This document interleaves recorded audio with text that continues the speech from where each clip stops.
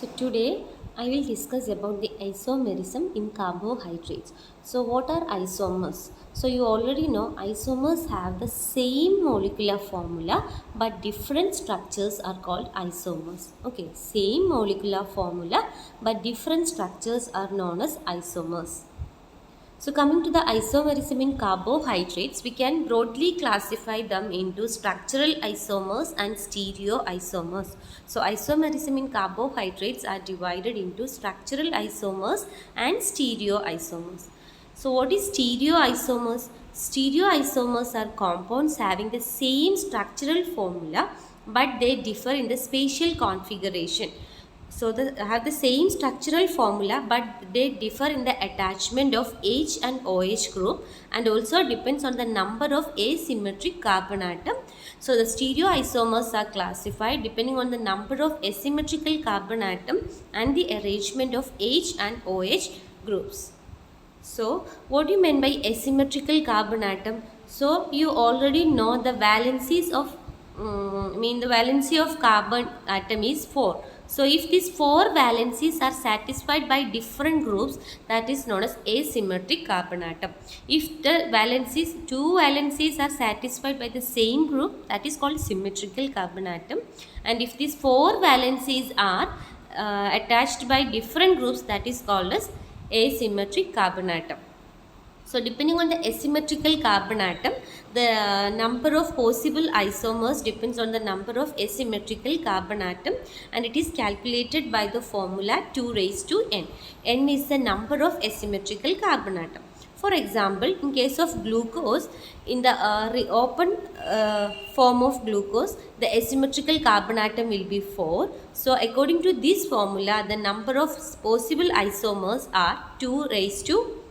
So the number of possible isomers for glucose we have to calculate as 2 raised to 4. So the answer will be 60. Okay. So the isomers initially they are classified into two types of isomers. They are structural isomers and stereoisomers. Now the stereoisomers are again classified into enantiomers, epimers, anomers and diastereoisomers. Okay, so what do you mean by enantiomers? Enantiomers are also called D and L isomers. So it depends on the arrangement of H and OH group on the reference carbon atom or the penultimate carbon atom. So this is the glyceraldehyde. Glyceraldehyde is the simplest carbohydrate and that is the parent carbohydrate. So it is having 3 carbon atom. Okay, and so it is, as it is a aldehyde, your first carbon will contain the aldehyde group and next there will be CH2OH group and attachment of OH. If the OH is attached to the right side and here there is only H and here you will have OH group. So if the OH group is in the right, it is called as D isomer. So you can see OH group in the right side. So you can see it is a D-glyceraldehyde and in this state, first and last carbon atom is same but in the middle you can see the H and OH group will be different. So OH group in the left side, that is called L-glyceraldehyde. So enantiomers depends on the arrangement of H and OH group on the reference carbon atom or penultimate carbon atom. So we have D-glyceraldehyde and L-glyceraldehyde and also we have D-glucose, L-glucose, D-fructose, L-fructose etc. And you have to remember here the D is capital D and capital L. Do not write small d and small l here, and small d and small l is related to their optical activity. I will come to that later. The next is, so I told you what this is a reference or penultimate carbon atom here. So what is reference carbon atom? All monosaccharide can be considered as molecules derived from the glyceraldehyde by successive addition of carbon atoms. So therefore the penultimate carbon atom is the reference carbon atom for naming the mirror images. So this is also referred as absolute configuration. So next is, so this is so I already told you the example for D and L isomers. We have D glucose and L glucose. So here you can see this is the open structure of glucose. Glucose contains 6 carbon atoms. So here it is 1, 2, 3, 4, 5 and 6th carbon atom. So you can see here the first carbon atom contains CHO group and the last one CH2OH. Here the attachment of H and OH. Here the OH is situated, OH, H, OH, OH. Here you can see in L-glucose you can see, or instead of OH in the right side, OH is here, and here you will get H. All are in the left side, OH, OH. So this is the L-glucose. So this is an example for D and L isomerism, or they are also called enantiomers. Next is epimers. So when epimers is what? When sugars are different from one another only in the configuration with regard to a single carbon atom other than the reference carbon atom and anomeric carbon atom. So they are called epimers. So epimers differ in single carbon atom only and other than the reference carbon atom and anomeric carbon atom.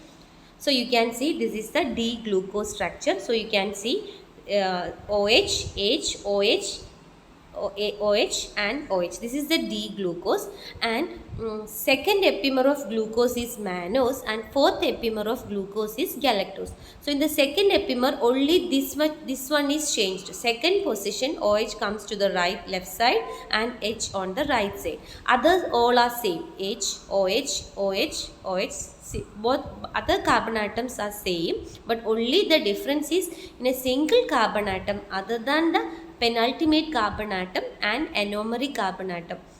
This is the ring this is the open chain structure. When it combines to form the ring structure, the first carbon atom is will be the anomeric carbon atom. So in epimerism, they differ in a single carbon atom other than the reference carbon atom and anomeric carbon atom. So you can see this is the anomeric carbon atom and this is the reference carbon atom, but they differ only in the second carbon atom. Second carbon atom, the H and OH group will be different from this. So this is mannose is the second epimer of glucose, and here you can see they differ only in the fourth carbon atom. The arrangement of H and OH is different here. So this is known as the fourth epimer of glucose, that is galactose. So mannose is the second epimer of glucose and galactose is the fourth epimer of glucose. So next is diastereoisomers. So diastereoisomers are not mirror images. Their conformational changes in second, third and fourth carbon atom. Okay, so there are three are present in the human bodies like glucose, galactose and mannose. For example, all epimers are diastereoisomers but not vice versa. Okay, for example, you can see the second epimer of glucose is mannose and fourth epimer is galactose. This glucose and mannose are epimers, but mannose and galactose are not epimers. They are diastereoisomers because they differ in not only in the single carbon atom, I say more than one carbon atom, they are different. Okay, so they are known as diastereoisomers, but mannose and glucose are epimers, but mannose and galactose are diastereoisomers. Then what is anomers? I already told you, isomers that differ in a new asymmetric carbon atom formed on ring closure. Okay, so you can see this is the D-glucose. In glucose you can see this is the first carbon atom, and the first on ring closure the first carbon atom become the anomeric carbon atom, and depending on the arrangement of H and OH, if OH is below it will be alpha and if OH is above it will be beta. So in anomerism we have alpha and beta depending on the arrangement of OH and H. If OH is below it will be alpha and if OH is above it will be beta. So these are anomeric isomerism. And one more property for sugar if they become anomers are when is called mutarotation. So when D-glucose is crystallized at room temperature and if a fresh solution is prepared, its specific rotation of polarized light is plus 112 initially, but after 18 hours it will changes to plus 52. And similarly, if initial crystallization instead of room temperature, if it occurs at 98 degree also, then also there is the rotation will be changed to plus 52.5 degree. So this change in rotation with time is known as mutarotation, and mutarotation is because of the anomeric carbon atom. And these anomers are produced by spatial configuration with reference to the first carbon atom in aldoses and second carbon atom in ketosis. Hence, these carbon atoms are known as anomeric carbon atom, and it is explained by the fact that D-glucose has two anomers. I told you, alpha and beta. Thus, alpha D-glucose is having a specific rotation of plus 112 degree and beta rotation is having plus 19 degree. So, both undergo mutarotation, and at equilibrium, 1/3 molecules will be in the alpha and 2/3 will be in the beta variety. So, you will get a net rotation of 52 degree plus 52.5 degree. Then one more thing is optical activity, and the presence of asymmetrical carbon atom causes optical activity. So when a beam of plain polarized light is passed through the solution of carbohydrate, it will rotate the light either in right or left. So that is known as optical activity. So you can see now this optical activity we can write it as small d and small l.